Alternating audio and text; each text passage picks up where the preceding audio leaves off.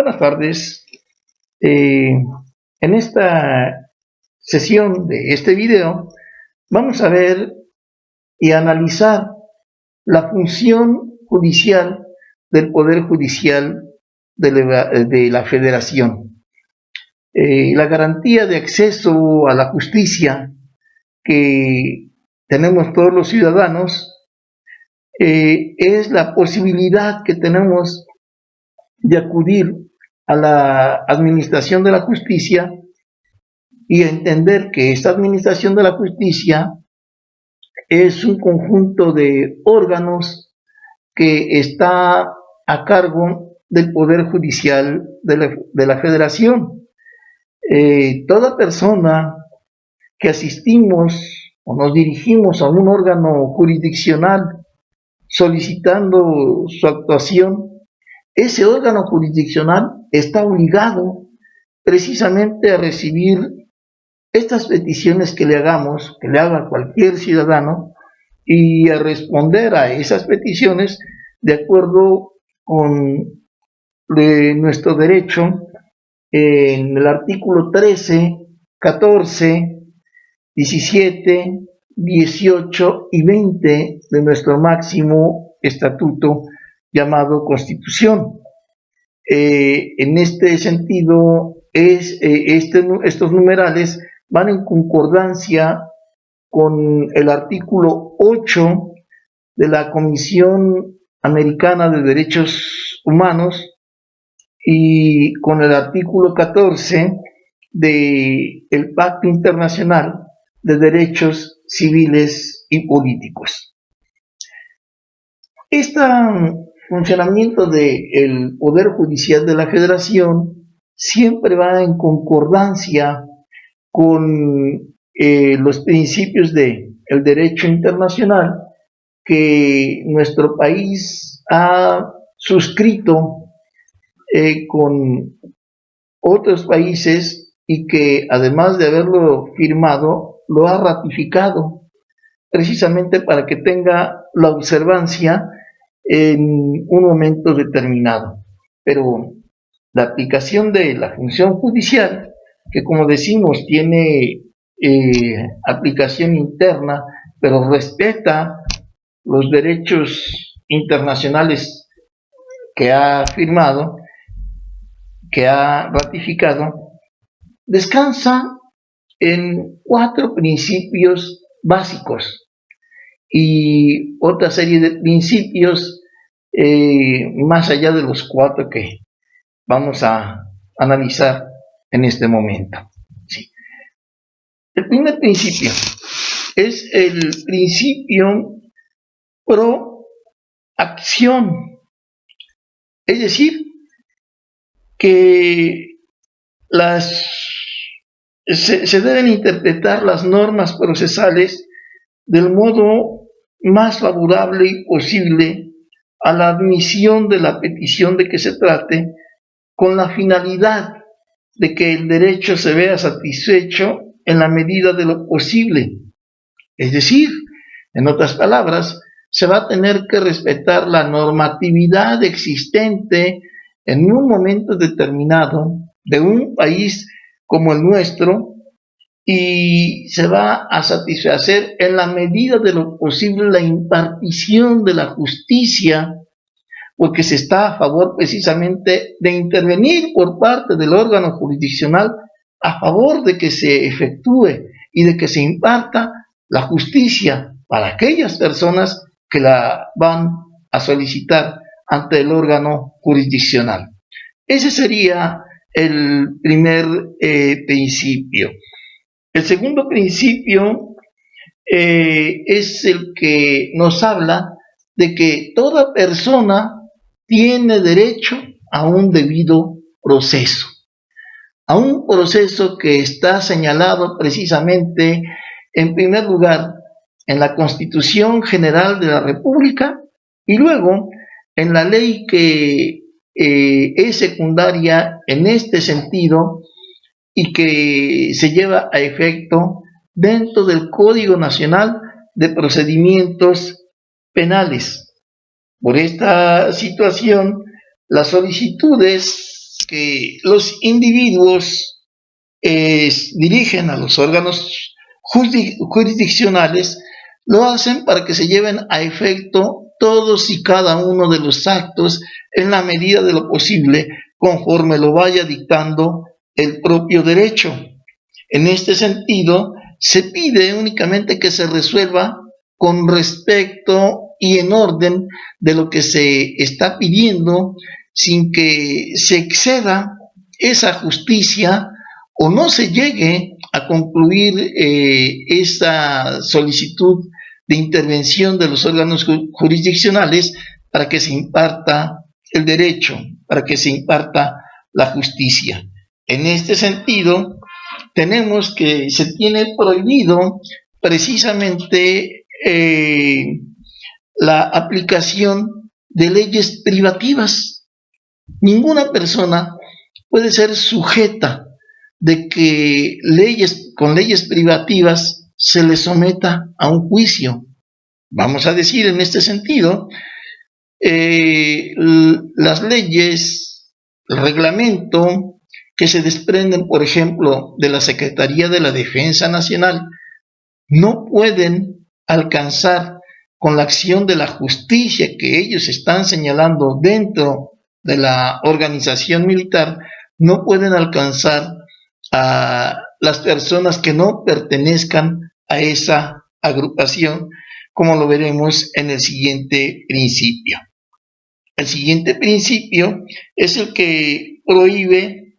el trato desigual para la impartición de la justicia de acuerdo a los intereses del acusador, de la víctima, del imputado y del defensor. Debe ser el juez que va a juzgar una causa ajeno a todas esas causas, ¿sí? No debe estar a favor, no debe estar en contra, o que algún sentimiento personal o alguna sugerencia de alguien influya únicamente en su ánimo e interés apegado a derecho para que imparta justicia o sesgue la impartición de la justicia hacia un lado o hacia otro. Inclusive que de hombres de gobierno, servidores públicos, el mismo presidente de la República, tratara de influir en una sentencia, no podría hacerlo, no debería hacerlo. En este sentido, no se puede suplir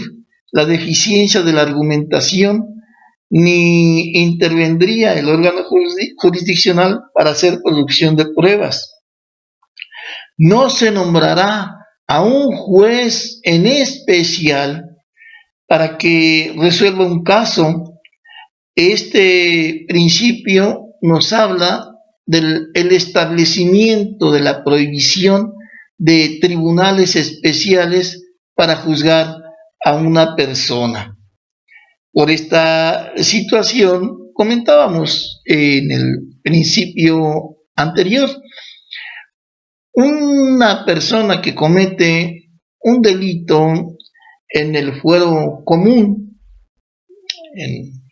que comete una infracción y que no pertenezca a la Secretaría de la Defensa Nacional o a la Secretaría de Marina, no podría ser juzgado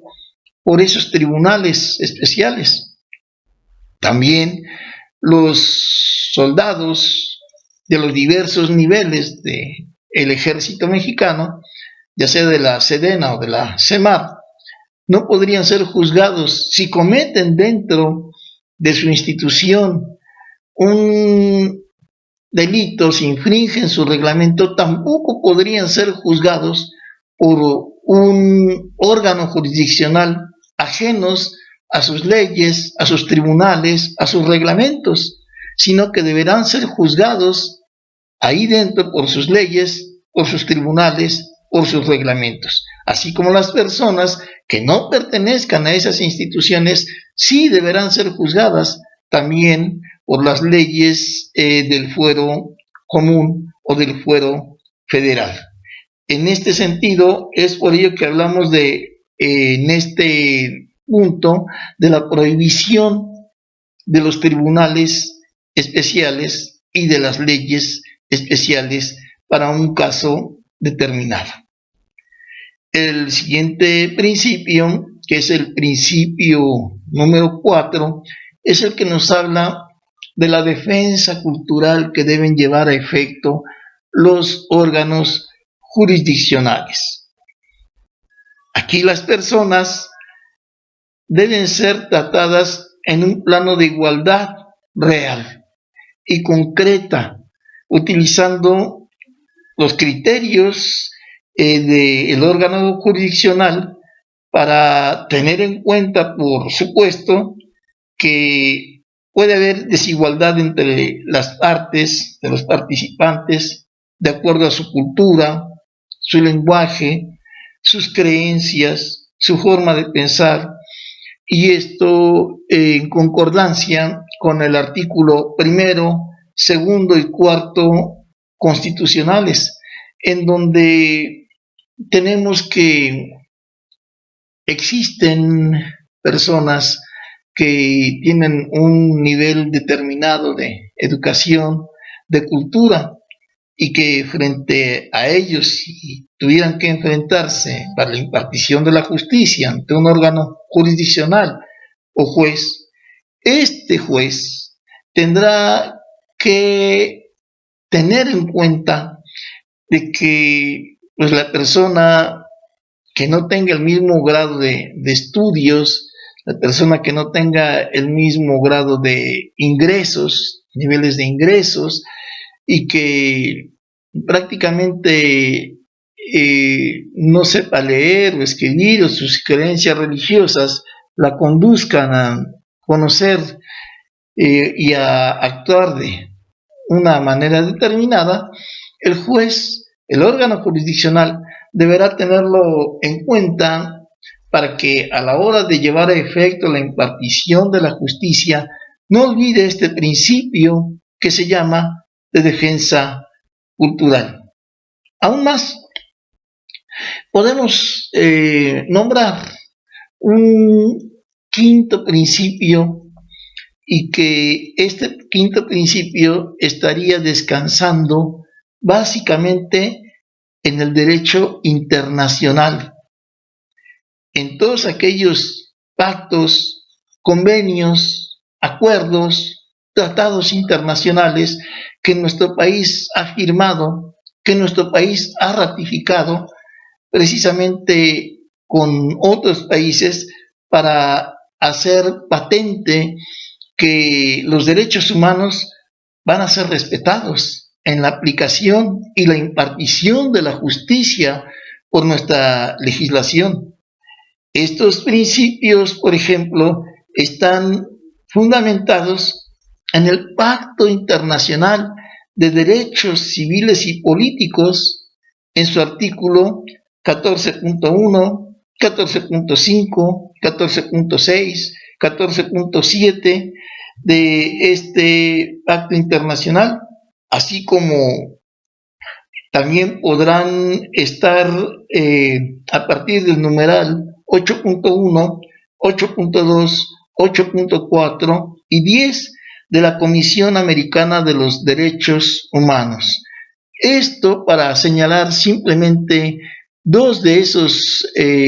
acuerdos, de esos tratados que nuestro país ha ratificado, en donde se ha comprometido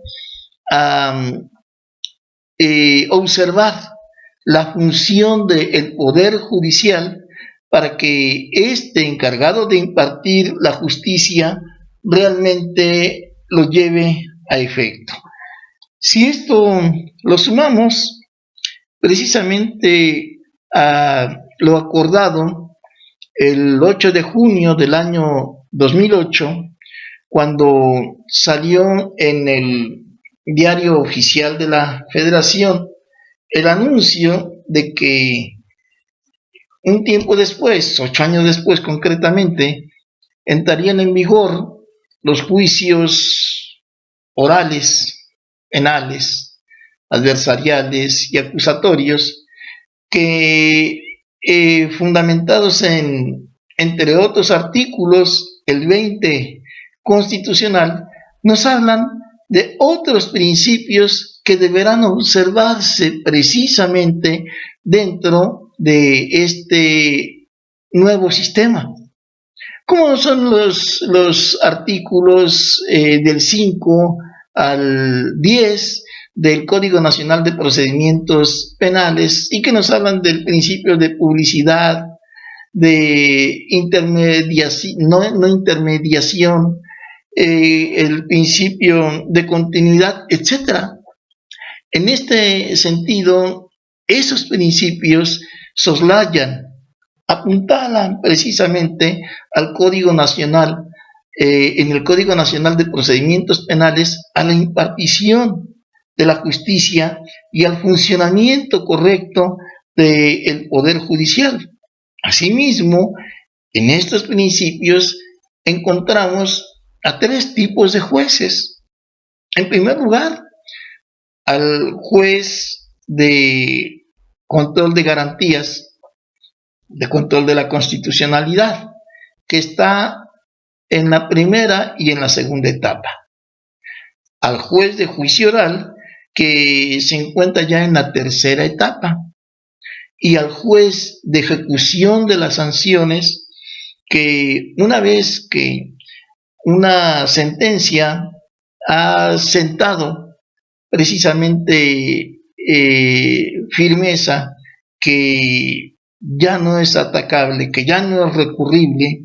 porque ya se agotaron los medios de impugnación correspondientes para cuestionarla, para pedir que en una segunda instancia se revise esa sentencia. Cuando ya todo esto ha sucedido, es entonces cuando el